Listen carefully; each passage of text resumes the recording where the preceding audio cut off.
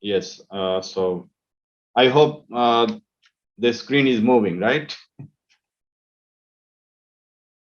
Any feedback from there? Because there was some pop-up and I have to Yeah, just close it.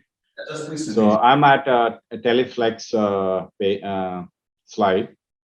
Yes, you can continue. Yes, everything was okay. Yeah.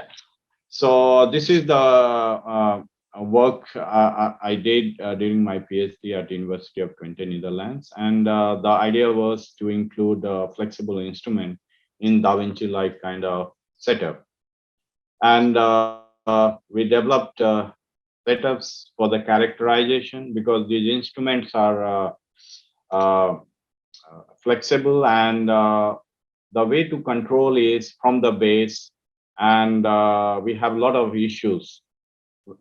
So weeping is one of the concern because because of the friction, it gets jammed and it suddenly moves.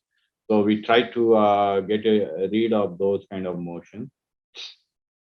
So we developed this setup, and we also developed model where we can see and predict what kind of motions are possible. And also we can combine. We have combined the motion, and we try to alleviate problem related to friction. And in this case, by combining motion, what we realize that we can reduce the effect of friction considerably. And in that way, the motion force fidelity can be improved. So these are some of the plots. And yes, so I'm almost at the end of the lecture. And what I'm trying to bring it here is since the robots are part of the interventions, they are cutting and doing the suturing, they are manipulating the tissues, the safety and the reliability of these systems are very important. Moment we see the hardware, the general perception is no, it's a machine and how it can operate on a human body, right? But that perception has to go, and a lot of positive things are happening, but at the same time people are very cautious also, because one wrong case can push the entire development back, and it's very difficult to win the confidence of people who can like adopt to these technologies. So safety and reliability is very important when we are designing these systems. So what we call degrees of freedom and constraints. Many times these are overly constrained, over constrained, and a lot of moment we have extra constraint, we lose degrees of freedom or unnecessary forces at the joint. So this is very relevant if we are moving towards other application in medical robotics. So suppose if you are designing exoskeletons for rehabilitation or for any other application, our body is one mechanical system itself.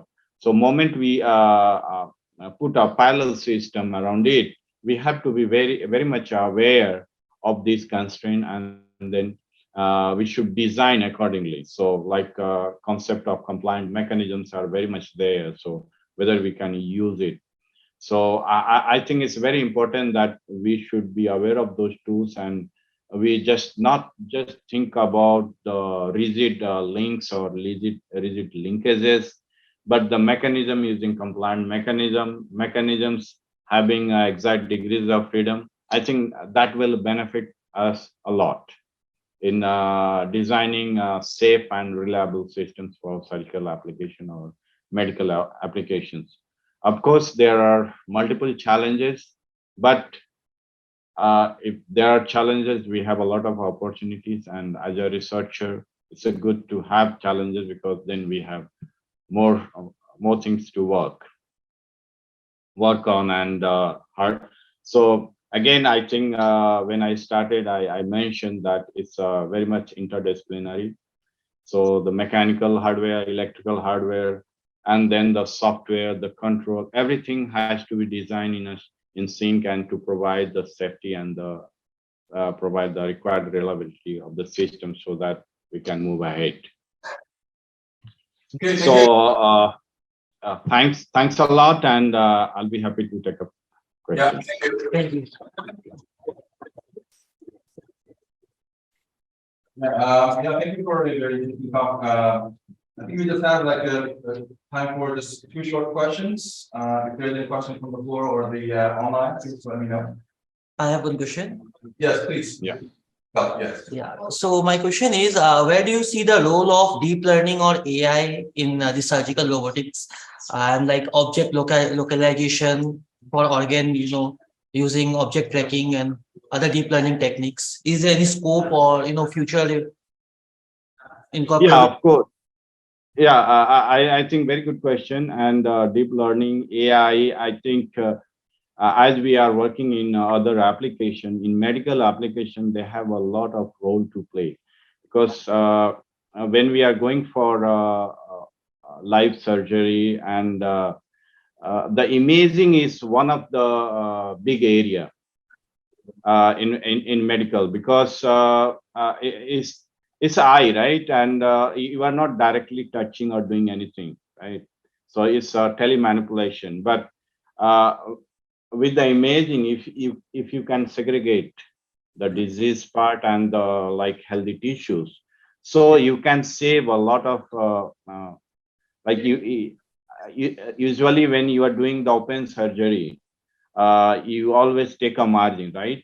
So you don't want to take chance and you always cut more than what is required, right? You always remove more. But I think there are places where, like, suppose if you are working in the intestine, or if you are working in your blood vessels or heart issues, or even like with the in the retina of your eyes, right? I think you have a very small margin and you want to save space. Similarly, in orthopedic surgery, yes, orthopedic surgery also, you also see that in order to put the implants, you have to do a lot of, you have to remove a lot of material. So you have to resurface the bone joints and all those things. So so AI will have a lot of application with respect to imaging.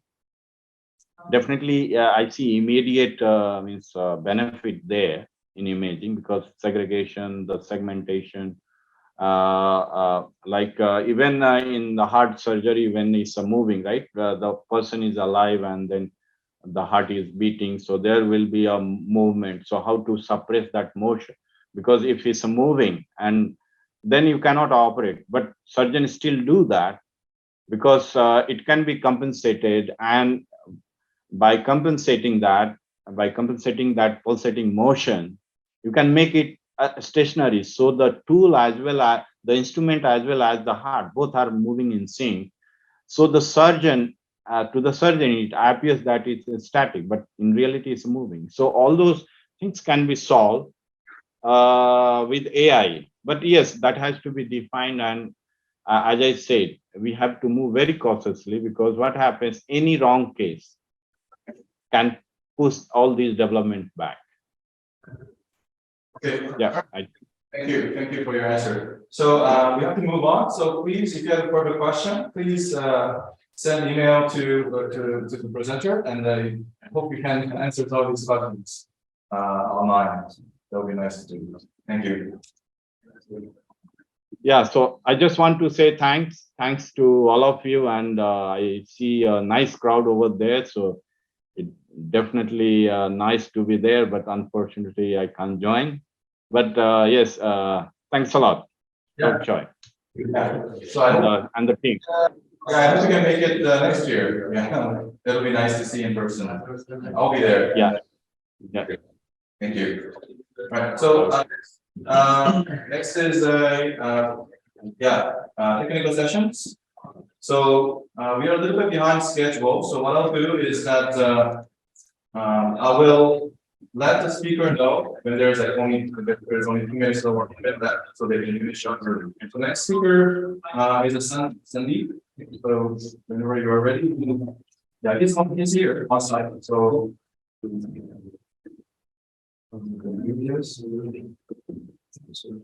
So you can give a brief introduction. Yeah, so can you just, yeah, I think you can start. Okay. So, very good morning to the respected professors and my dear colleagues.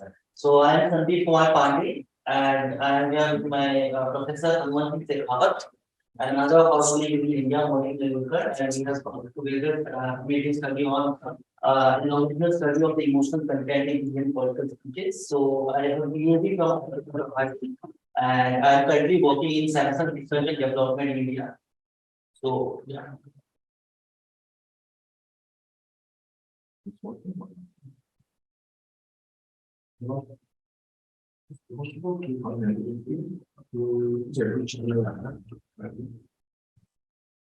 So this is a brief overview of what I will be presenting today. So since our main objective of study is recognizing emotions, so I'll start with a brief description what is all about. Then I will go on to literature survey to discuss some of the few works which have been done in this area because this area is relatively unexplored. And we have collected our own data set for this particular study. So I will give you a brief description of what the data set is about, how we collected and how we annotated it. Then the architecture.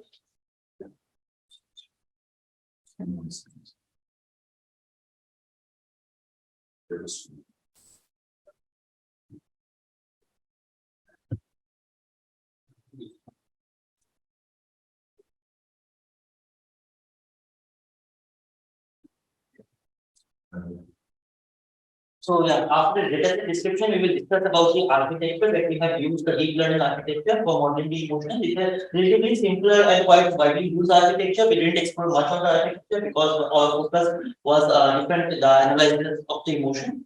So and then we discuss the experiments like what we have done, the result actually followed by the conclusion. Yeah, so as we all know what speech emotion recognition is, the aim is to identify emotions from human speech. So given a recorded speech from a device, we can identify speech emotions, angry, happy, neutral, sad, frustrated. So there are several classes which can be identified. Why it is important? Why recognizing emotions are important? Because emotions are known to make the sound more natural. So to have an efficient human-computer interaction, the robot should understand what a person's emotion is so that it can incorporate emotions in its reply. The reply will be emotionally aligned. So sometimes the same sentence may mean different things into different emotions. And the robot, if it doesn't have the knowledge of understanding emotions, it will interpret the same sentence all the time same. It will not be giving different replies to different emotions. So emotions are very important factors when it comes to human-computer interaction.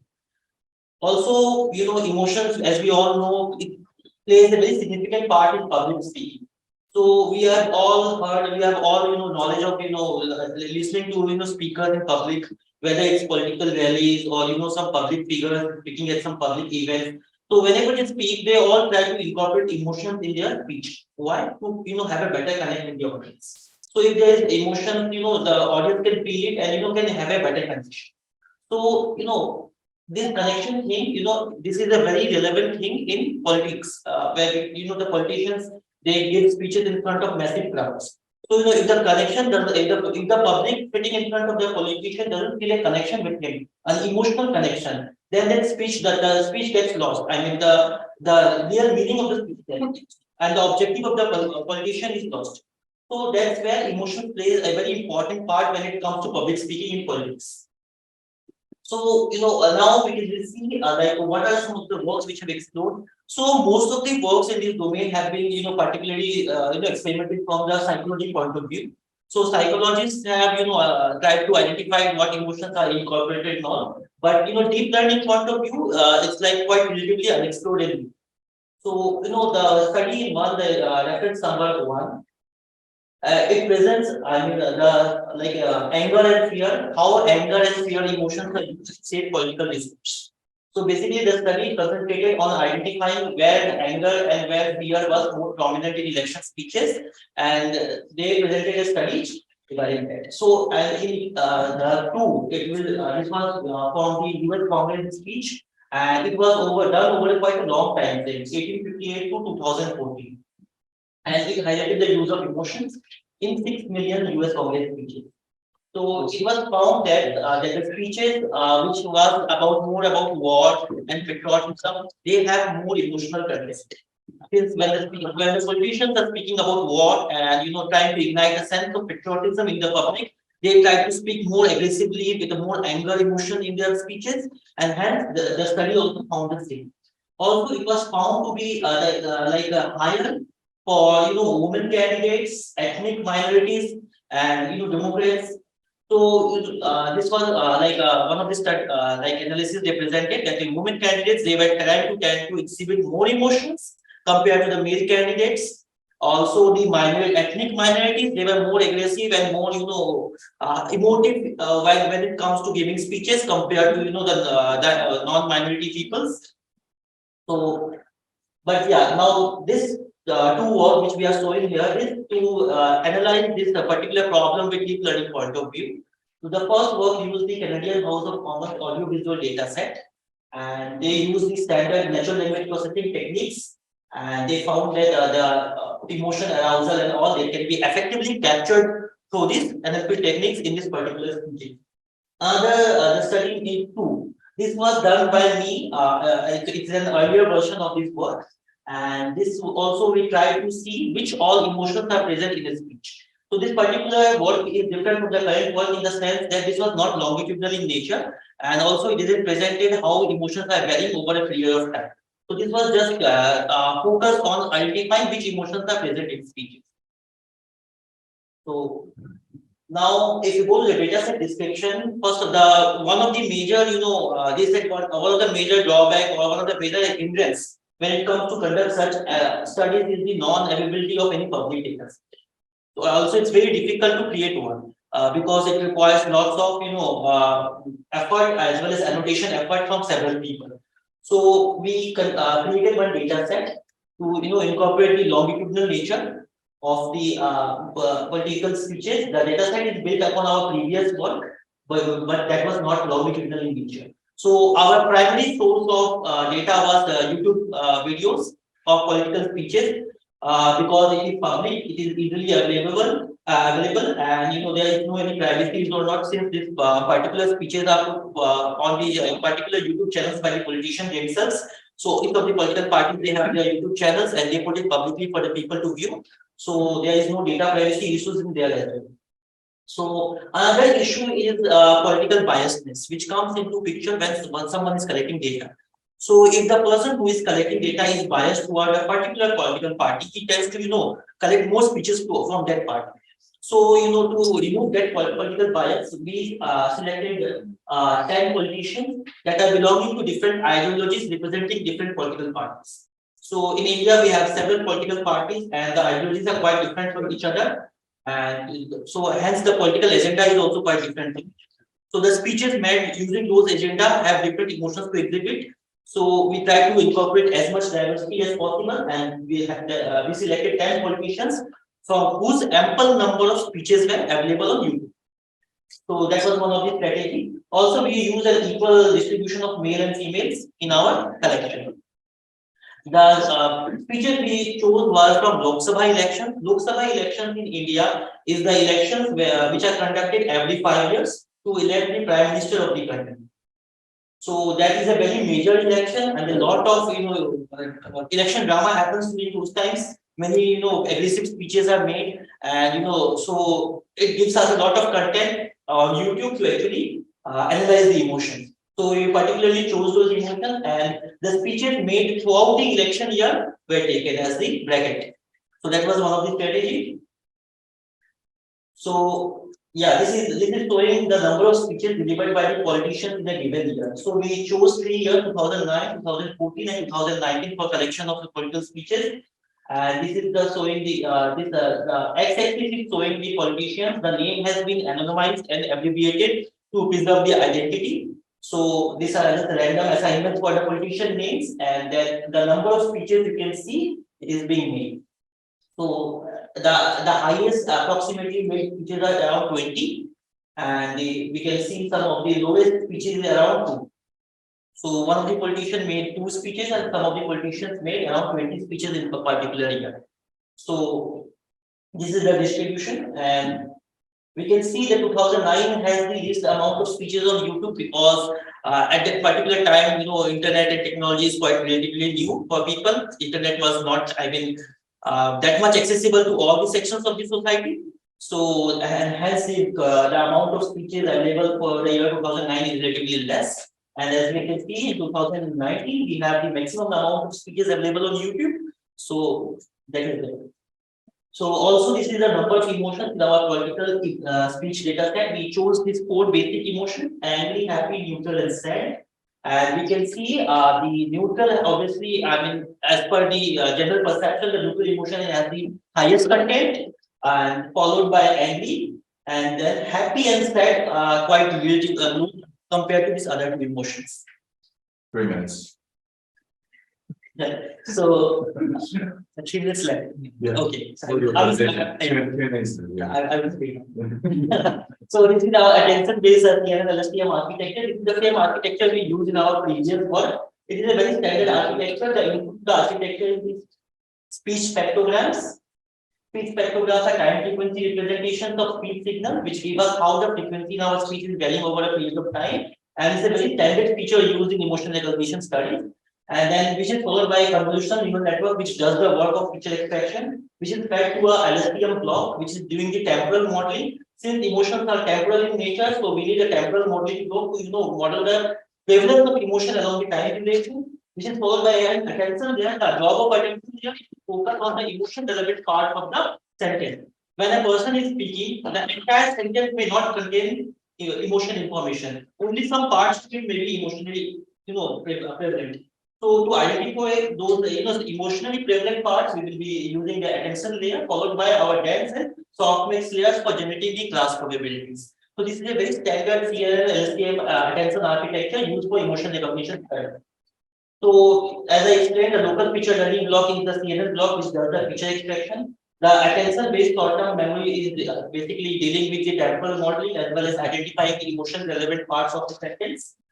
And so our task is divided into two parts. The first task was to identify the emotions in this segment.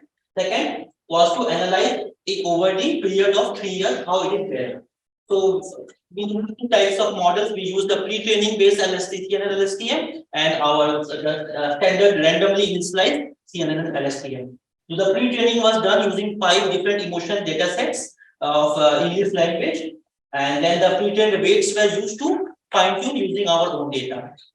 So these are the results using two. As you can see, the right side of the confusion matrix, the no pre-training one, the recognition accuracy are not that good because the data set has unequal distribution over emotions. As we can see, happy and sad emotion categories are quite less, and they have less performance results compared to angry and neutral, which is prevalent from our earlier diagram, where we can see that angry and happy had the most occurrences, angry and neutral had the most occurrences, happy and sad had the less occurrences. So, to improve this situation, we use the pre-trained fine-tuning based model, and we can see a relative improvement in the recognition accuracy using the pre-trained model. And then this is the result we get using the earlier pre-trained model, non-pre-trained model. Our recognition accuracy was 44.52% unweighted average recall, and then using the pre-trained one, we got 73.18%. Also, we could see the sad emotion is the most difficult to model, as prevalence of sad emotion in political speech is quite rare. You will hardly see a politician sad during his speech. So that problem is being faced while modeling the emotion as well. Also, as from our common perception, also angry and neutral are a dominant class, as in terms of data as well as recognition accuracy also. This clarifies the various like statement in literature, as we saw in literature survey. People also showed that the most of these speeches are have angry content compared to other emotions. So that is also verified using this results that angry and neutral are the most dominant classes. So this is the percentage of emotions in the year 2009. So yeah, we can see that angry is the dominant one, and there are some stages of sad as well as neutral, whereas happy is very minimal, which is quite expected as per the literature by the psychologists in this particular area. And then we can see 2014 a little bit more incorporation of happy is also presented. in terms of and also said. So we can see the politicians here, the 10 of the politicians, they have tried to incorporate all the four basic emotions in their speech. So from the 2009 to 2014, the change that can be seen is the incorporation of happy emotions in the speech, as well as trying a balance of all the four emotions somehow. Now, but with in the year 2019, we can see the angry emotions like were more on focus, and sad emotions were more on focus compared to the year 2014. This can be attributed to the political dynamics in India based on certain agendas which the politicians used in their speeches, to incite anger in public against the opposition or the ruling parties. So those agendas in the speeches can be easily identified from the presence of anger emotions and as well as sad emotions, and neutral content is also there, but yeah, we can see a slight reduction in happy content. So this was the analysis that we presented in this paper, and the audio segments were abstracted and were given unique identifier. We used 5 annotators to label the data set, and the mean opinion score from the 5 annotators were used to finally assign labels to the data set segments. And then we also attempted to optimize audio features and then we modeling of emotions using CNN and LSTM. And we have shown that CNN and LSTM, the speech emotion recognition, can be effectively performed using log spectrograms. And we also presented an analysis over the 3 election duration 2009, 2014, and 2019. So yeah, this was the all was about my presentation. If you have any questions, I will answer.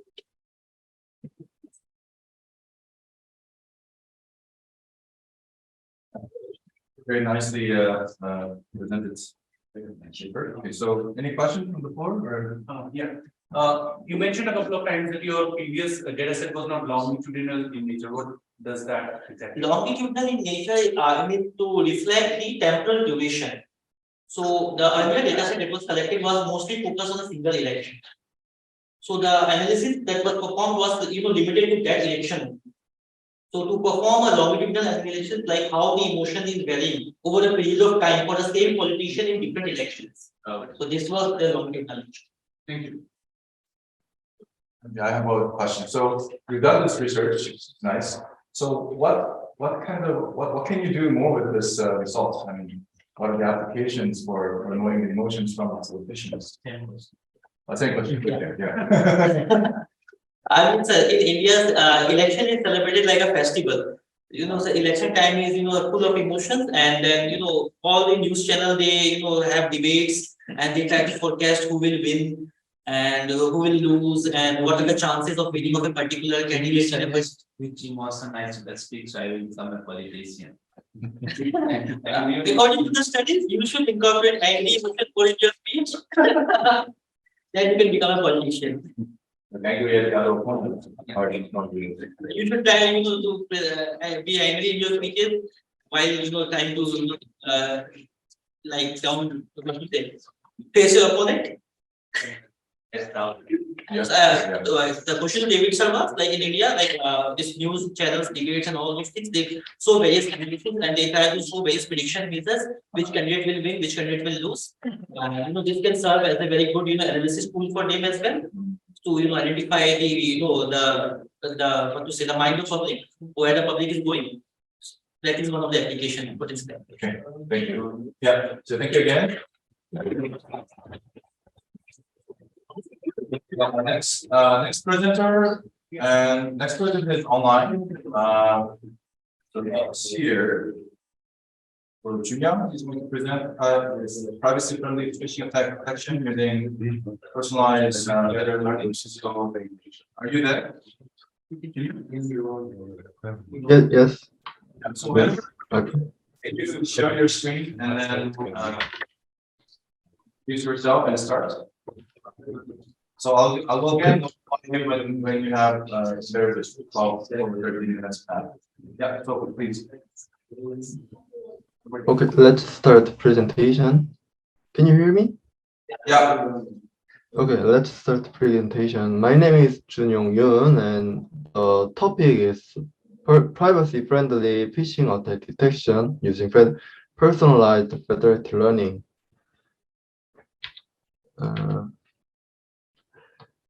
Phishing attacks have become an extensive social problem due to their ability to affect various people using various communication technologies. We can prevent voice phishing using artificial intelligence. However, it's too hard because voice phishing data collection has privacy issue because the data includes the user personal information such as call history and messenger history. We propose a voice phishing detection algorithm using federated learning to address the problem of communication cost and privacy protection, and we improve the accuracy of the baseline federated learning algorithm by grouping the client feature which reflect the characteristic of the phishing data. The amount of the user call record is different for different user, and this is because the amount of call used per day varies from person to person. This figure shows the distribution of call record dataset. It shows that the call record with various lengths exist. This leads to the problem of the dataset data imbalance. We propose an algorithm to analyze and group feature according to the characteristic of each client to achieve a high quality model. There are many existing working on detecting phishing attack in the literature. Some representative works are presented in this section. First, applicability of machine learning in spam and phishing email filtering. They propose a method to attract email contents and behavior-based feature to detect email. Second, toward developing tool to detect phishing URLs. They present methods that can be used to develop anti-phishing, such as masking potentially dangerous URLs or alerting users to possible threats in the future. Third, evolution of federated learning and phishing email detection. They detect email phishing and analyze learning performance in various settings based on recurrent neural network and bidirectional encoder representation from transformer. As shown in this figure, the overall process of the proposed algorithm is as following. First, the server determines client feature by analyzing the characteristic of clients. Second, the server grouped client according to the client feature. Third, the grouped clients send the local model to the server. Fourth, the server aggregation the global model of clients. Oh, sorry. The server aggregation the received local model and created a global model. Fifth, the server send an update global model of clients. And final, the step 1 to 5 are repeated until a satisfactory model is created. This method has 2 points. One is analyzing grouping the feature of each client, and the other is using federated learning for protect personal information. And let's take a closer look at this method. Algorithm show the detail of the proposed algorithm. Sorry. The algorithm show the detail of the proposed algorithm. First, grouping clients parts. Each client dataset has its own characteristic. The server analyzes the client characteristic and determines the client feature, denoted as KR. Line 7 to 14 are the client's execution, and line 15 to 1223 of the server execution. The server and client algorithm following the typical federated learning algorithm called Fed average. The server collects and groups the feature of each client for each round T. Group the client generated and send local gradient W to the server. The server aggregates the local gradient to create an updated global model W T plus 1. Finally, the updated global model is distributed to all clients. This process is repeated until a satisfactory group model is created. It's the experimental result is a comparison of accuracy, and we consider a simple case that assumes similar data size for the same feature data. The dataset used in this experiment is CyPER10, and creating a dataset that divided CyPER10 evenly by 5,000 and randomly divided from 10,000, 1,000 to 9,000. The dataset that divided evenly means same feature data, and the dataset divided randomly means different feature data. As a result, the balanced data had an accuracy of 0.5, and the unbalanced data had an accuracy of 0.4. And these results show that higher accuracy can be obtained by participating clients with the same data characteristic. And the future work, in the future, we will further design and optimize phishing detection method for each client. We observed that there are various attack patterns as well as personal call pattern, and we plan to create it individually optimized model. Conclusion, the algorithm can improve learning accuracy by mitigating the performance degradation caused by data imbalance between heterogeneous clients, which is one of the inherent problems in federated learning. And thank you for listening. If you want more detailed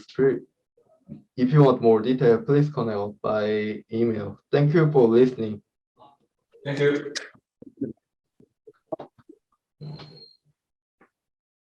So we can speak online. So if you have any questions, you can also ask him now. Any question from the floor? Online?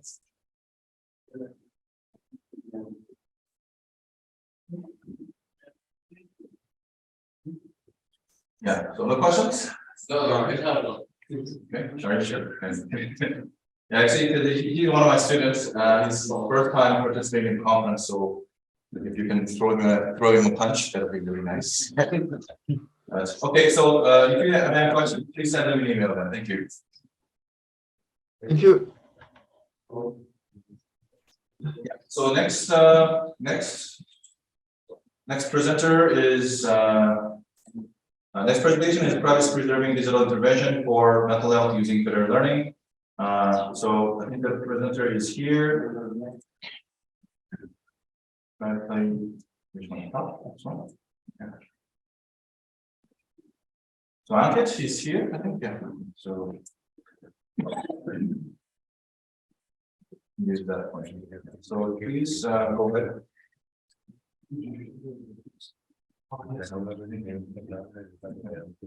Just give me one moment.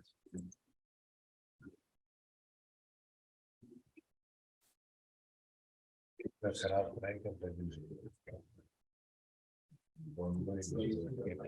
sounds good.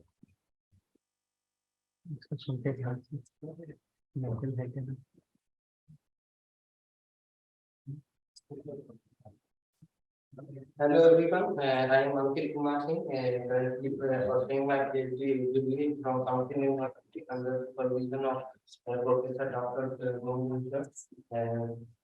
Today I am going to present my paper and presenting to this conference.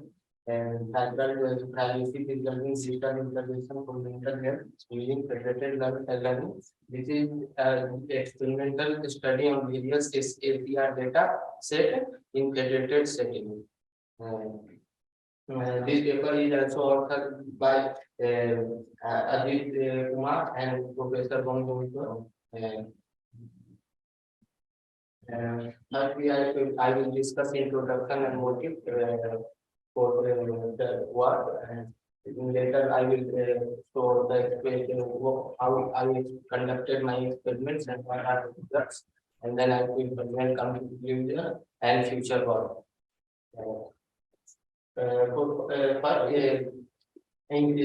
Previously, many papers and experimental studies done in centralized setting, where many companies and researchers collected data from clients to the server. Then they aggregate the data, annotate it by annotator, and then train a common model, and then send to the client devices for real time work. And for next iteration, the same work, this will be repeated. And in the centralized setting, the challenges are privacy of data. If you are sharing our data to the server or any company or other, then our personal data will be used for other work which violate my privacy rights. And second one, data communication cost. If we send through a mobile any speech, we are giving, we send every time data is also the communication cost, and personalized model will be not possible because data is aggregated at server side, so there is no personalized model because it's not computed or trained locally on a device and on a single personalized person data. And high computational cost if we are performing because it's not distributed in multiple platforms, so one single server will perform the training and evaluation, so the computational cost will be higher, and discourage mental health patient to use services and application without of privacy. So I tried to apply federated learning in ASD data, so privacy will be preserved for the user and model will be personalized for the particular user. So what is the federated learning? It's just a privacy preserving training experience and massive network of devices, and these are some examples. Network of remote devices, multiple mobile clients can communicate and take a part in federation, and maybe many organizations can be connected and take part in federation. So how this works?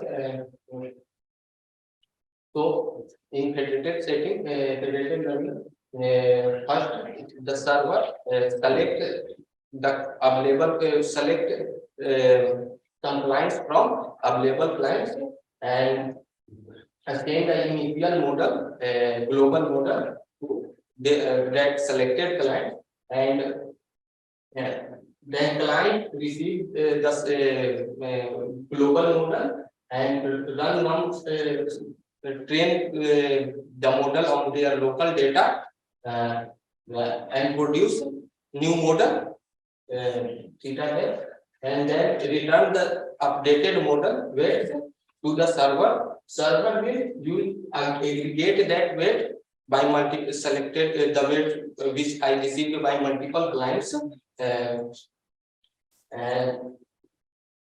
then server send the updated model to the client, and this server decide the number of time and this executed number of times. The predicted learning have come benefits. This will protect our privacy of user data. As user data never leaves your device. It will also reduce the data communication cost, and only model updates will be sent to the server, not the data. So communication cost will be there, and model can be personalized and possible. And because after receiving the global weights, the model can train locally on their personalized data. And central communication will be reduced to local computation because the model is trained on locally. So computational cost will be distributed. So it's great. The privacy protection of the mental health patient on personal data will increase confidence in using the service and application because their data will not be their device and not share with anyone. Then they have a confidence to use that technology because no one is seeing only that application. This has some example applications like this can be used in voice recognition in edge devices, mental well-being, personalized healthcare on wearable devices, and emotional anxiety and or depression and depression detection is can also be used. In this paper, my conclusion is we provided the following conclusions of various model trained using federated learning on 4 data sets that aim to detect mental health through emotional classification of speech, and we also combined these 4 data sets and also an experimental study on combined data sets. We also tested and presented the result of feature argumentation like noise and speech on model performance. Finally, we compare the performance of federated and centralized learning on individual and combined data set. So, for experiment, I used 4 data sets, Rabbit, Vimad, and Care, and Savvy, and then also combine these publicly available well-known data set, and also use the combined version of the data set. This type 4 7 classes. Natural fear means that the price package in data pre-processing step we use the raw data and read the data, then we augmented the data with noise, pitch, and noise plus pitch. 3 type of augmentation I used for that. Then we use for feature extraction, basic feature extraction from previously available technology. I use ACR, RMS energy, and MM for feature extraction. That then I used stack that all features and it produce a 1600 dimension vector.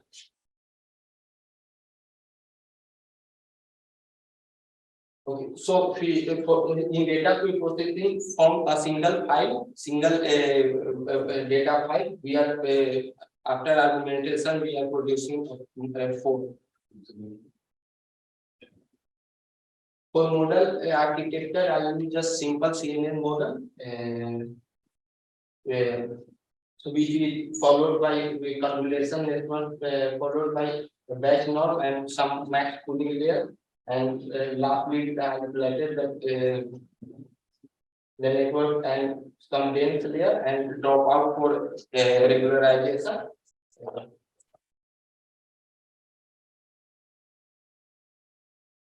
For federated averaging, that updated weight which is received by client for averaging that weight, I used the well-known state average KF algorithm. In this algorithm, as each communicator server randomly select the subset of devices and then the current global model WP is selected device key update for the epoch of SGP to optimize it and send the new local model back, and server replicate the local model in a form of new to global model. What will in many settings. This is the first paper I integrated them. So I use only that algorithm for our experimental study. These are the result compared with centralized learning and federated learning. The accuracy is downgraded by 7% in federated setting. But if you will create the model, I also conducted studies on multiple batch size. In some cases, weights are over exploded. In like in 16 setting, only 121 after 120 rounds, weights are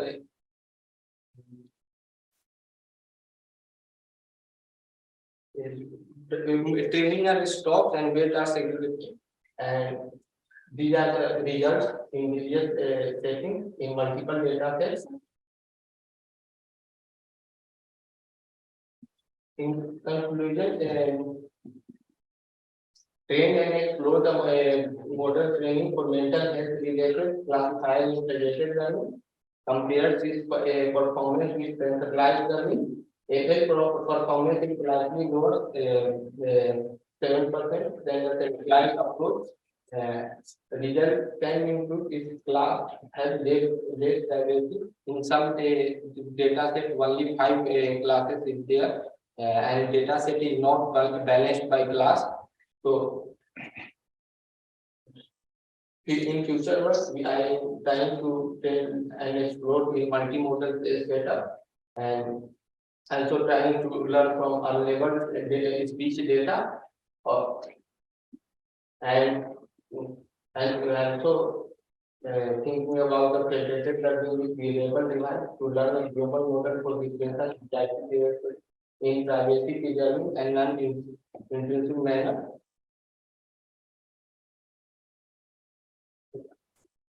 Okay, thanks.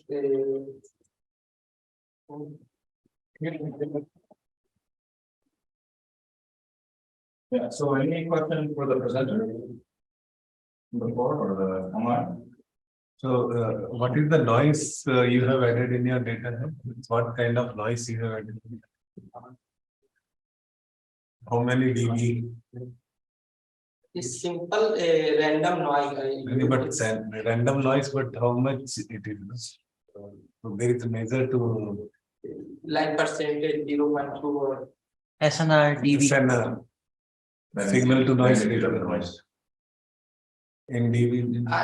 I am selecting randomly the percentage of noise which I Okay, put, and like if I selected a random value like And it 0 to 100, and then like is the random value is 28, then the 28% noise I am adding to the data. the Like maximum 28. no, it's random. Random Like means 50 0 to 100. No, it's 20, 50, 60. I Percent. check that. It's random value from 20% to 60%. Right, so it's like a flat noise from 60 to 20 to 60. Yeah, I don't use 100%, right? It's randomly selecting like 20, between the 20 to 60%. But how you arrived at this number 20 to 60? I am just checking what the effect of noise. I'm not experimentally studying on noise. Yeah. But how you arrived at number that I should have 20 to 60? No, I just revision. I not. So there's many good ways to model noise. I think that has to be incorporated in the study. Later, Otherwise, it's everything like arbitrary. Right? so our model performance is downgraded. Also. But ideally, you can do a different level of noise. Yeah. So in that sense, we will get good idea that means how noise is affect. I mean, how much data you are having. Our model, the particular percentage of the noise. Flat noise, Gaussian noise, how much dB, like Yeah, it's Gaussian noise, but it's random. It's a Gaussian noise or sorry, it's a Gaussian noise or uniform noise. The Gaussian noise with random values. Random range you have given for 60 for every sample. So now, if it is a Gaussian noise, then the mean and variance. Do you remember how much what the mean and variance? I don't remember that. Okay. Yeah. Okay, I have one question. So you in your earlier slides, comparing to periodic learning, you said that the earlier technique didn't give you much control over the model, isn't it? So you were not having control over the model in the centralized technique, you were saying. But in the federated learning, you said that we are like getting this theta dash, and then we are giving them theta t plus 1. So do we have control over the type of model that we want to train? I mean, like if I want to train a transformer based model, not a CNN and LSTM based model in the server, is there any this flexibility there? No, I not studied on multiple type of model. I just studying that if we use the privacy setting. No, let us say model A and model B. So if the server already has model A and it is giving you the weights of model A as theta t, and then you are doing this theta fine tuning, you are getting theta dash, then theta t minus theta dash is equal to theta t plus 1, which you are sending back, isn't it? So this is all in comparison to model A. So now suppose my data or something works well with model B. Is there flexibility to change the model A in the server with model B? No, in a federated learning, there are different kind of architecture where the parametric server control the federation. It is like democratic. Once you project the server, then they decide the initial model, and then participants attend the initial model. So is there any way to change the initial model? That is one architecture. Then there is like multi-model training. So what you can do, you can have 2, 3 models server can send and user can select that. So in this setup, we have just focused more on the centralized approach where we choose the CNN model, and for participants have to participate. So federation, before federation, we choose the participants. So, yeah, I get that. So Only thing is that suppose I want my own model to be trained. I don't want the model that they have on the server. yeah. Okay, so is it possible that my model will be trained? No, then for that you have to go for P2P federation where the peer-to-peer you can say like, okay, I have a say suppose DNN based model, and then whoever want to participate in this type of model, then you will make your own federation in P2P network. In this centralized, the server control, like for real-time example, Google FB World server. So they decide what model they want to train, and here participants are just a worker that is selected. So there is no freedom for them. Okay, thank you. That answers my question. Thank you. Okay, thank you. Yeah. So any more questions? You're welcome to join the partnership. Thank you. Yes.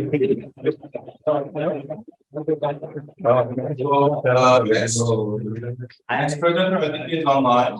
Okay, so sorry, I cannot pronounce her name. May. वो सब flexible नहीं है flexible के लिए तो मिला उसके हम Are you online? May. I'm here. Can you hear me? Yes, yeah, so can you, I think you can start. So can you prepare and then start? It's going to present the EEG-based key generation to the system for strengthening the security of blockchain transactions. So please welcome, and then you can start whenever you're ready. Okay, I'm ready now. Yeah, you can start by yes. Yeah. We see your screen. Okay.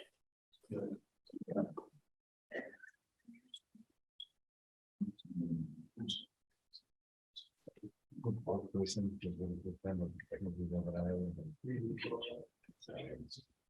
I start now? Yes, please go ahead. Hi everyone, my name is Mang Abzal. I am from Department of AI Conversion, Bukit National University. So now I'm going to give my presentation about our paper, easy-based key generation crypto system for strengthening security for blockchain transaction. My presentation includes 5 main sessions: motivation, background, and related works, proposed method, performance evaluation, and the final session is conclusion and future works. In the first session, motivation, blockchain has recently drawn a great attention for academic and industry researchers. Blockchain is widely applied in many fields as Blockchain is widely applied in many fields as healthcare, banking industry, and etc. And security protection for blockchain transaction is really, really important.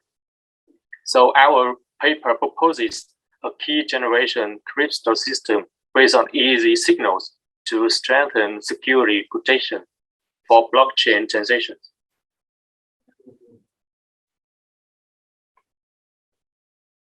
In the second session, background information and related works, there are multiple approaches for blockchain transaction protection. The first one is private key generated from a password and ECC encryption algorithm. The second one is called co-wallet that uses a random private key and keeps it on an external computer. And the third one is biometrics as fingerprint, handwriting, faces, voices, iris to generate cryptographic keys. And this figure shows an example for biometrics.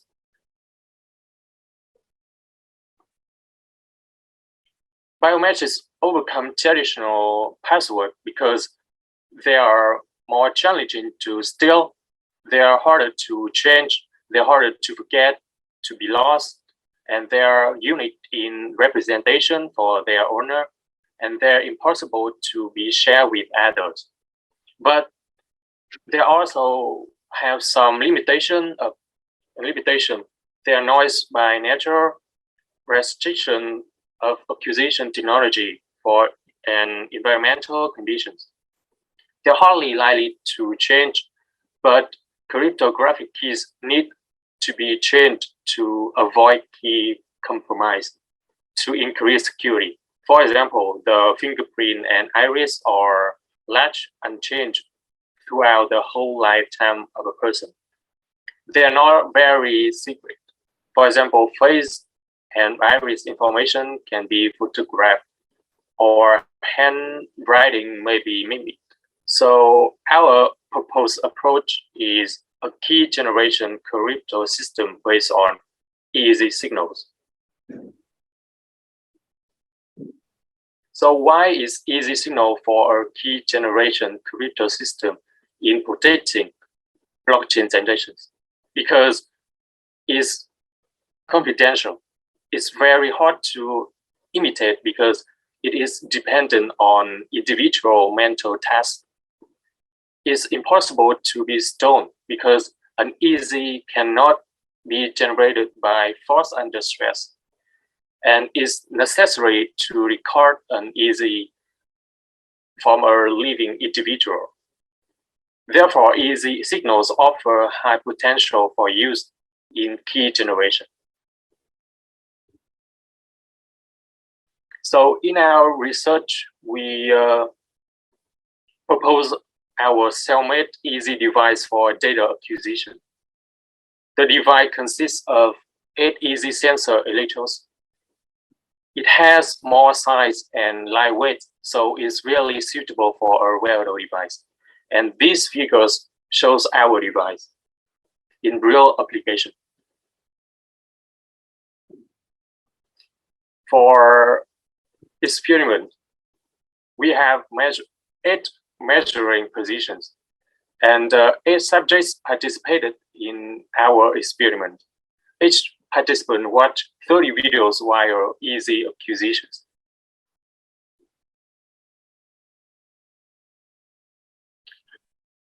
In the data processing and feature injection, a bandpass filter from 1 Hz to 50 Hz to remove undesired signals.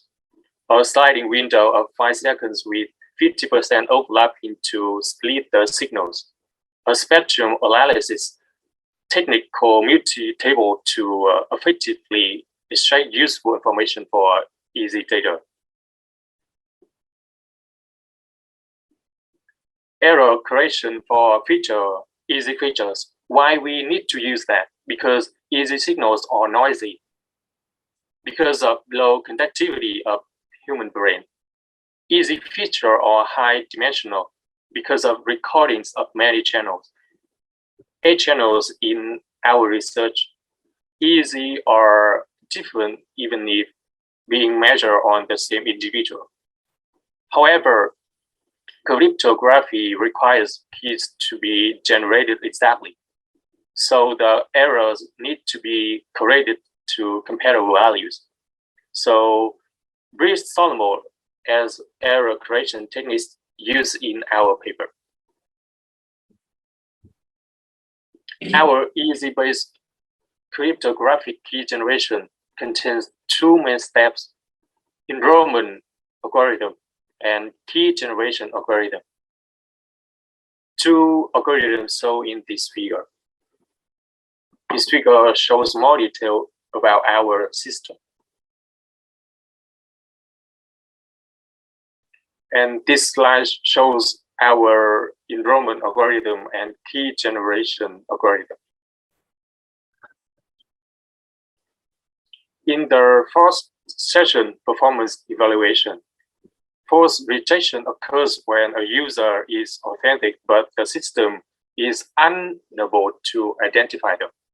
False acceptance occurs when the system accepts an unauthorized person.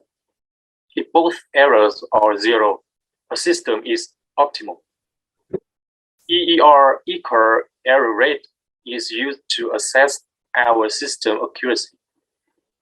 This is the position where FAR and FRR are equal.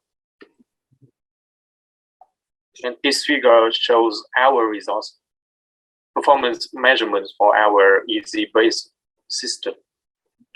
Our system achieved 0.368 over 0.368. In the final session, conclusion and future works. Conclusion: this study proposed a key generation crystal system using our custom design easy device. The multiple estimation used as feature injection method over 5 different frequency bands. The Reed-Solomon error correction code used to correct feature set flaws to compatible values.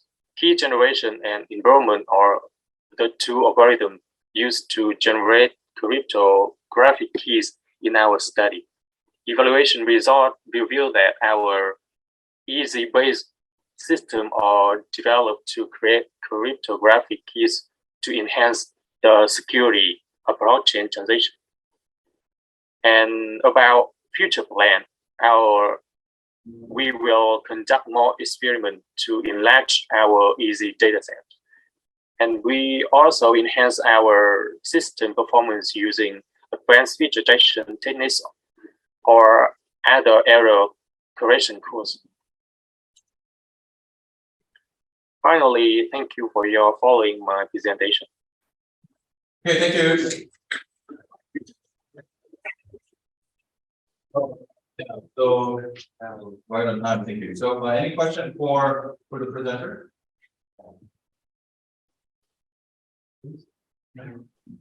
Or from online? You can type your question if you have any. I have one question. Yeah, so we have Yeah, so how do you account for the stochastic nature of the EEG signals? I mean, the EEG signals are very random. So given for a given task, how identical EEG signal is from a person? Or the dataset I use in this paper is already published in other paper. So in this paper, I use the dataset when the let me show you the here the each participant watch 30 videos while easy acquisition, especially when they watching the emotional videos like negative emotion, positive emotion, and neutral emotion.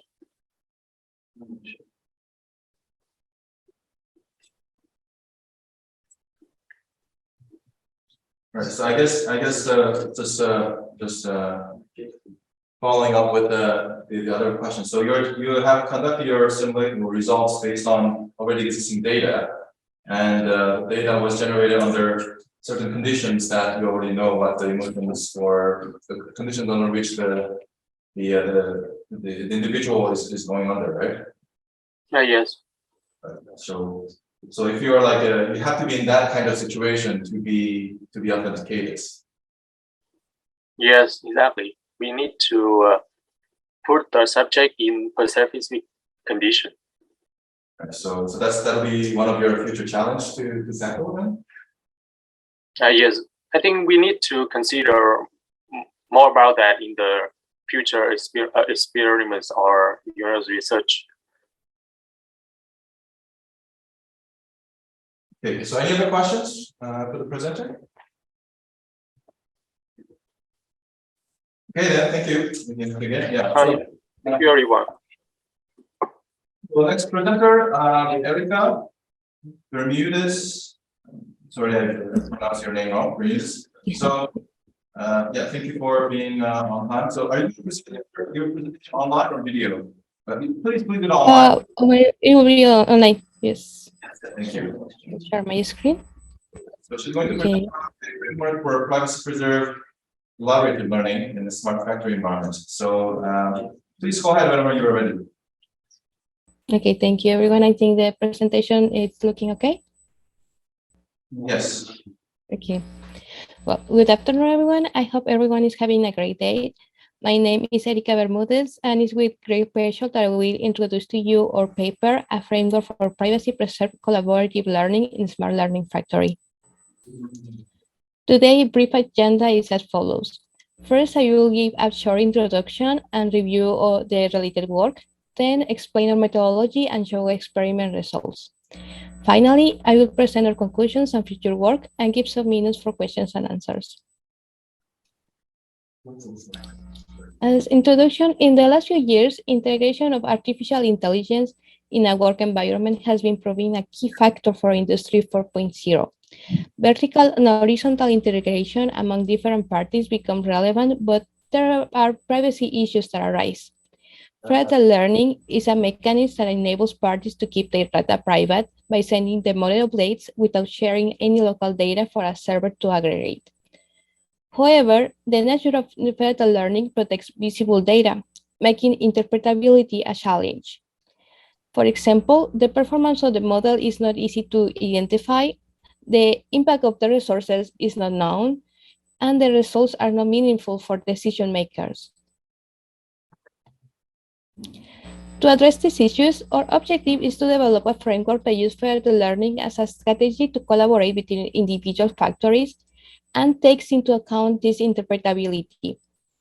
More specifically, our contribution is a threaded learning framework that uses visualization dashboards and considers three important performance indicators. First, computer-related, machine learning-related, and manufacturing-related. At the moment, the research scope is that a framework focused on the domain of manufacturing. This is not the first time that threaded learning works have addressed the necessity of interpretability. IHCI collaborators include a dashboard to track computational resource based on third-party software. Lianto and their collaborators visually showcase in a federal learning setting through simulation the differential privacy, but this is only for simulation purposes. Then Congo and Jones and collaborators use graphical interfaces to emulate network connections in a federated learning setting.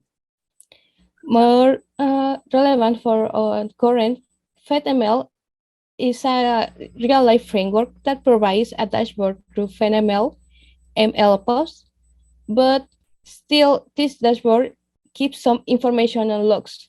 And more importantly, it still depends on the use of FedML. It limits the extensibility of the dashboard. So you can use only if you use their framework. To develop a framework, there are three main tools to take into consideration. First, Flower is a framework for building federated learning systems, and we selected because it is customizable, extendable, and framework agnostic. So it allows us to make a use of it in different settings. And as federated learning is taking place, Flower sends the relevant information to the backend. For the backend, we select Django. Django is a high-level Python framework. Django is the connection between Flower and the dashboard, and also is in charge of the connection with the database in SQLite. The dashboard was built using React, which is a JavaScript library for building interfaces and uses Axios to make requests to the backend. In the following slide, we can see the relationship between the components. So we can see the diagram of a framework. In the left side, there is the framework for federated learning. We can appreciate in the diagram how the server has its own dashboard, but also the clients individually have their own dashboards. Then the server sends the global model and the instructions for training to the clients. And then on the client side, they send the updated models parameters to the server. And this is for the part of the federated learning. On the right side, over here, we can see the details of the dashboard. The frontend on React makes the request to the backend in Django, who is in charge of reading and reading data for the database in SQLite. Flower is also connected to Django and makes the post request to Django. Then, in general, we can see three main models: a modular dashboard over here, and the federated learning server, and the federated learning clients. So the dashboard they had a different dashboard for the server and another for the clients. Yeah. The specific process is as follows. First, the federated learning server specifies the algorithm. In the next slide, I will explain a little further about the algorithms that we have done the experiments with. Then the client joins the server. The server is going to select from the online clients to participate in the training round. The server then sends the instructions for performing local training and the latest global model to the selected clients.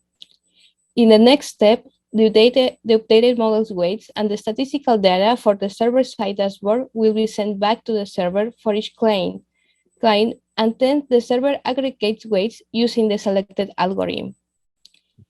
Then the server is going to send back the aggregate weights to update all the client's models.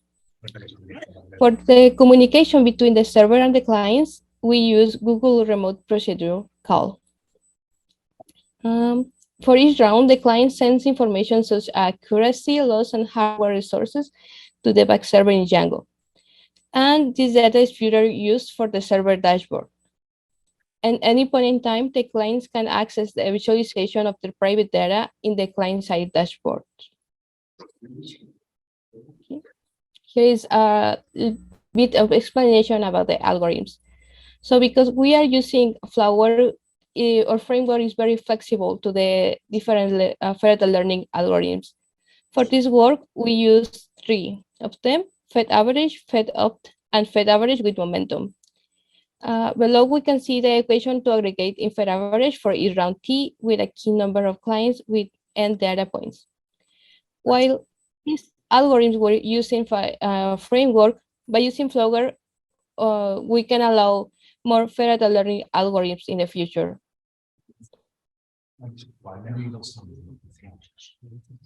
For experiment, I'm focusing on the domain of manufacturing. The dataset used was the Case Western Reserve University bearing dataset. Machine learning to predictive maintenance is commonly a task for this dataset. In the right side, you can see the machines used with experiments to record fault in bearings.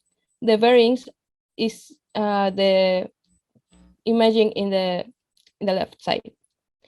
The defects are located in three parts of the bearing: in the ball, inner race, and outer race.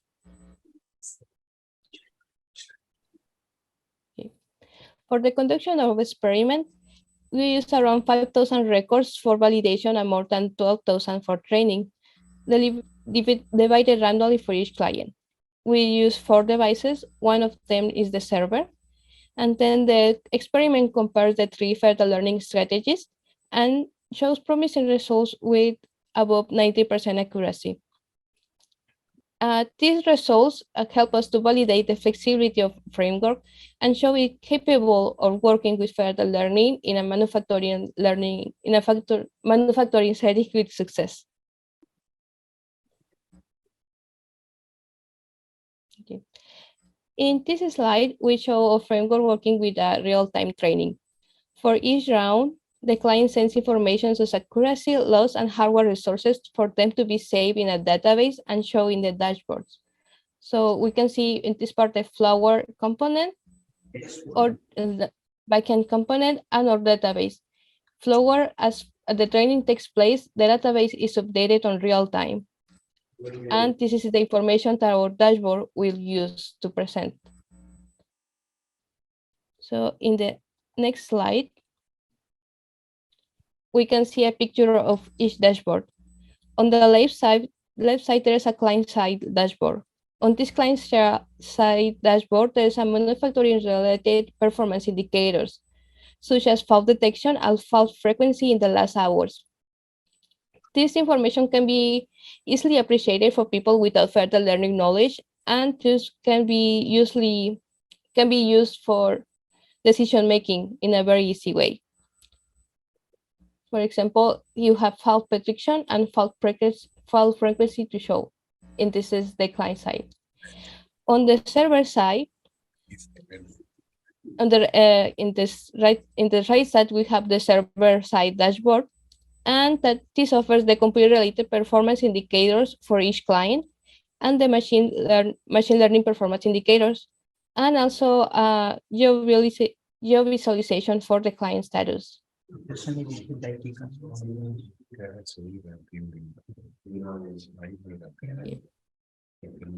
And after the presentation of the dashboard, I wanted to talk a little bit about our conclusions and the future work.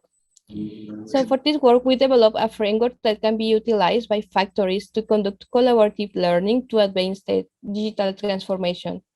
The framework was developed using robust, well-known tools and supported by visualization dashboards for decision-making.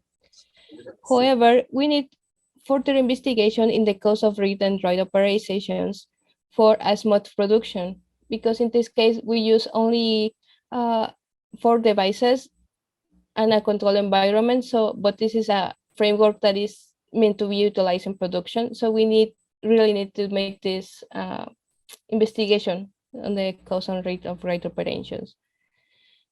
And along with this for future work, we plan to specialize on visualization requirements in the manufacturing environment.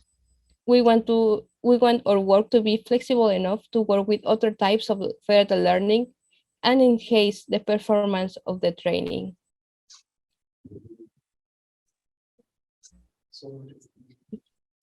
Thank you for your attention. If anybody has any question. Yeah, thank you, Erika. Thank you. So, so I don't have, so any question from the floor or online? Yes, you have a question. Yeah.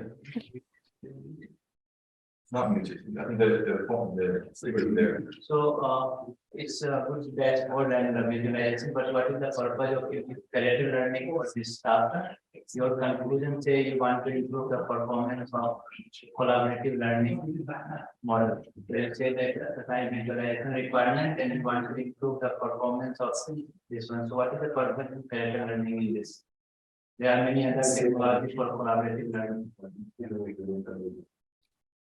I'm sorry, I think I couldn't hear very well the question. You have to speak louder. The speaker is there actually. Yeah.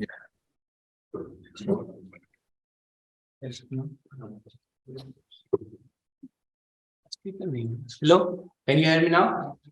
Yes, better. Thank My you. question was, what is the main motive of using fairy learning for this dashboard or visualization platform? If you aim to learn a collaborative machine learning model, then there are other approaches are there. Okay, the main reason we wanted to work on this was because we wanted to focus on the human interaction part and specifically address the three main performance indicators. Oh, sorry. Oh, what is it? Here. The three main performance indicators, because we have noticed in previous work, there is no specialization in manufacturing and the interpretability. So further learning is an excellent tool that is proving to work very well, but it isn't very easy to utilize by the person that are in charge of the decisions. So we want further learning to be useful in real time to make decisions for in the domain of manufacturing. Actually, character learning is not for interpretability of model or anything collaborative learning. It's aimed for providing privacy, and that is not requirement of this dashboard because you assume multiple factory of same company that your diagram demonstrated to reporting to headquarters. In that case, I think you can look for other model than character learning. It's not suitable for such kinds because they take privacy in account and not consider much on performance or interpretability of other things. So I think that's my just observation. Thank you. Thank you. I understand, but we also think that further learning with this part in the client side, this is information that is important for the clients, and this is private. So if this is a interpretability part from what they get into the model and they can utilize. So this part is only in general for the server, but it only shows the performance of the model. But in this part is what is really useful for the clients and it's still private. Okay, thank So you. we can keep it. Okay, thank you. So any other question for the presenter? I mean, one small question. Is this dashboard publicly available or any plans to make it public? It is not yet public. We hope to make it someday available for it's for factories, but not yet. Okay. Okay, but thank you. And also, as I said, a small question. So you use the Django. So did you collect the data from the actual factories, or is it like some data already generated? So far, we are still use public data sets for our trainings. Okay. Okay, right. Okay, so thank you. Thank you. Yeah. Any other question? Please contact me to my email. We have thank you for all waiting. So we don't have a break this week today. So, but we only have two papers. So just hope you can hang on there. So next presenter is So next presenter. Can you stop? Yeah. The next presentation is about the multimodal human-computer interaction using hand, gesture, and speech. So is the presenter online or present on site? Kavita, Karambi, Mahesh, or the other co-authors here? No, online? No? Okay, so I think we have to mark this. So this is absent. Okay, so now we have just one last paper to present. So the last paper is monitoring pollination by honeybee using computer vision. So, yeah, Vinay, I think you are here. So can you test your mic?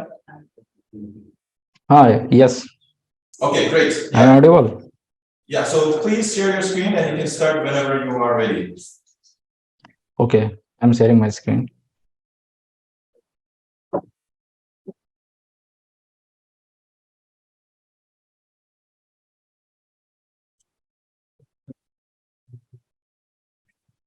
Screen visible? Yes. Yeah. So, good afternoon, everyone. My name is Vinit Kujur, and I am a graduate student at the Indian Institute of Technology, Ropar. And today I'm going to present my work monitoring pollination by honeybee using computer vision.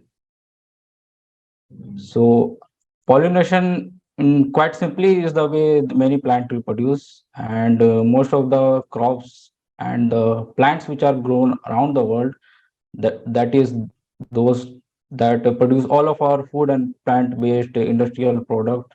Majority of them require pollination by animals or insects.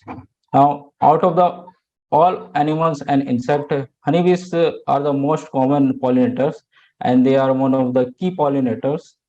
And visits from the bees and other pollinators in the plant and crops can result in higher crop yields and can result in more favorable fruits. So, in a way, honeybees are important for crop productivity and ecological management. So, talking about the motivation, given the current global pollination crisis, so knowing more about honeybees and their interaction with the plants is urgently needed for better pollination management and research. Also, monitoring and managing honeybee pollination are critical for increasing agriculture output and also food security. So, the creation of a system to monitor flower visit and determine the vegetation rate can help optimize the overall agriculture output of any farm. Now, from a pollination standpoint of view, it will be beneficial for the farmers globally and also for the researchers, enhancing both their revenue and also the pollinator health. So, for monitoring pollination, generally non-invasive approaches are recommended because they lower the possibility of interfering with the behavior of the insect or honeybee, which is under observation. Also, it is not practically feasible to put the sensors in large number of bees. So, to achieve this goal, we can use the camera-based pollination monitoring with the help of computer vision. So, talking about the related work in the literature, there are mainly two approaches. One is the invasive approaches, and the second one is the non-invasive approach.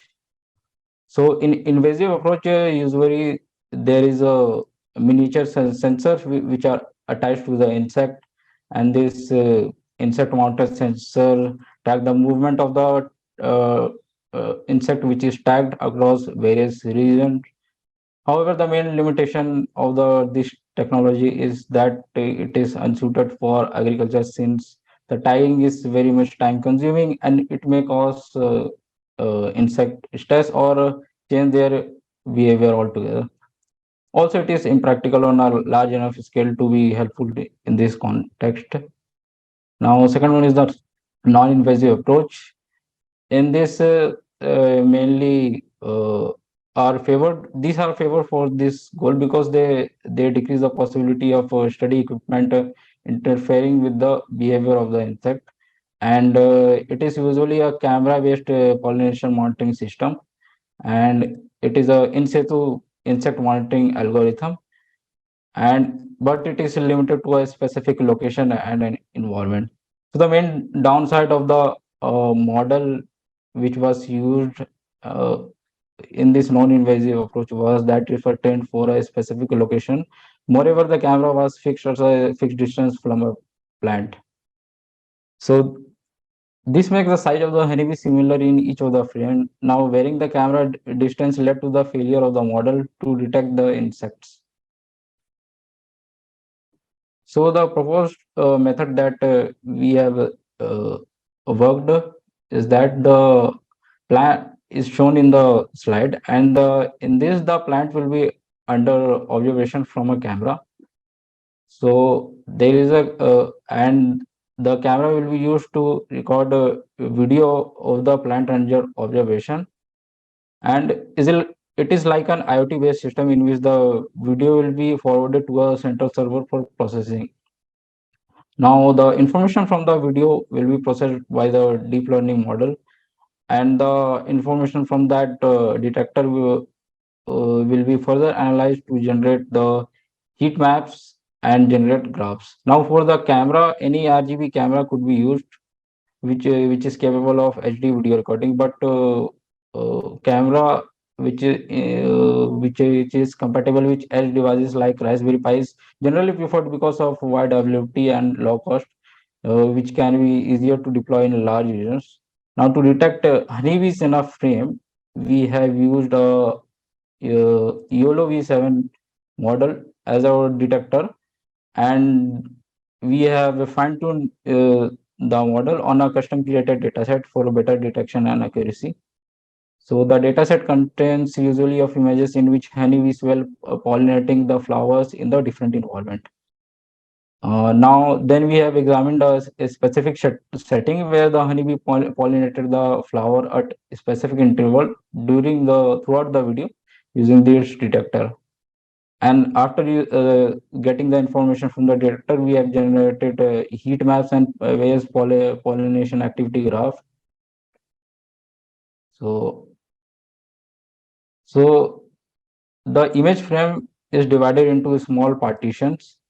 Then the detector will give the bounding box of the detected bees in each of the frame. Now to generate heat maps, we have taken use of the centroid of the bounding box.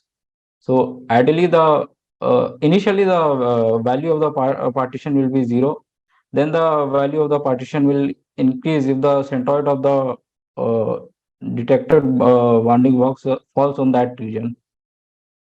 Now the obviously the partition size depends on the distance between the camera and the plant which is under observation. If the distance is large, the partition size should be small.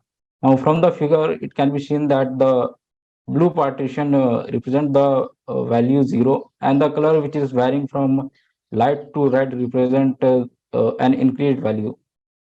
So for the better representation, we can normalize the value between 0 to 1, and we can apply some filter like Gaussian filter for a better visualization. So in this figure, the light to red area denotes the location where the honeybee pollination activity, or we can say the visitation rate of the honeybee in that area was significant throughout the video. So these areas can be considered as a flower area, as the bee will spend more of the time pollinating that part of the flower. So this was the data set which we have created. So as you can see in the figure, there are images of various environment and various different plant and flowers. So it is a very diverse data set. So talking about the result, here it is a snapshot of an apple blossom tree, and here the light to red area denotes the location where the honeybee activity was significant, and the uh, area which has higher values is is considered as a flower area. And here it is another example. It is a snapshot of a strawberry farm, and here also the area in which there was more score is the area flower area. So from the data, we have also generated an activity graph, and in the given slide, the x-axis denotes the time interval which is spent throughout the video, and the y-axis denotes the number of bees which are visited in that interval to pollinate the flower. So the number of bees in the field of view of camera is calculated for each time interval, which we have taken for 1 minute, and the value is normalized for 10 seconds. As in the literature, it is usually given that the honey will spend around 10 seconds pollinating the flowers. So in our test case, the video which we have tested was of 30 minutes only. But for a practical monitoring system, the video duration could be hours depending upon the observation time. So from the activity graph, with respect to time, we can know in which time interval the honeybees prefer to visit the flower for pollination, whether in morning, afternoon, or evening, or in a particular time interval. So this particular information will help in better crop management and making better decision to increase the output of the produce. So in conclusion, we have developed a system that will monitor the pollination activity of honeybees using computer vision technique. So we have used the YOLO V7 as a detector to detect honeybees in each frame, and for better detection and accuracy rate of the detector, we have fine-tuned the model on a custom created data set. And the data set was created using snapshot of videos from the YouTube, and we have also collected some of the data set ourselves. So different videos under different environment gave a more diverse data set, which helped the model to generalize better under different environments. We have used a detector to analyze a particular environment where the honeybees pollinated the flower at different time interval in the video. So all this information help to better understand the pollinator behavior of a particular flower and in a particular area. So the future work could be to make the model work on a low computing edge devices like Raspberry Pi or Jetson Nano with a good inference performance, which is in terms of FPS. Now, for this to work, we can work on a model compression, or we can use quantization. So it will increase the performance of the overall model in terms of number of inference per second, while maintaining comparable good accuracy. So if you have more queries about this work, you feel to contact me over email or any one of other authors. Thanks. Thank you. Yeah, so last but not least, I think, do you have any questions for minutes? No? Okay, yeah, so here's his email, so if you want to contact him for any discussion, please do so. Okay, so this concludes our session. Thank you for being here. Actually, we have our another co-chair here, Dr. Hanuman Singh. So do you want to close this session? You have a few words to say? I think thanks for coming here.